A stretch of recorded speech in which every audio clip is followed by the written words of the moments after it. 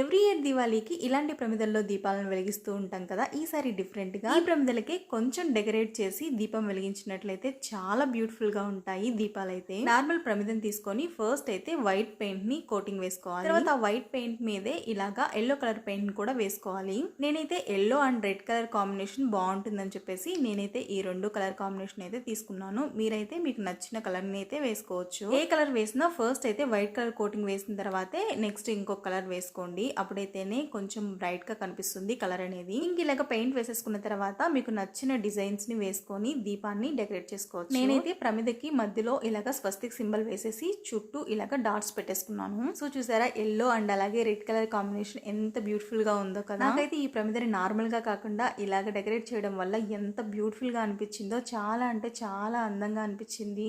దివాళీని every year లాగా normal ప్రమిదల్లో కాకుండా ఇలా డెకరేట్ చేసి చూడండి, చాలా బ్యూటిఫుల్ గా ఉంటుంది. మీకు కూడా ఇది నచ్చినట్లయితే ఇలా ఒకసారి ట్రై చేయండి. వీడియో నచ్చినట్లయితే లైక్ అండ్ సబ్స్క్రైబ్.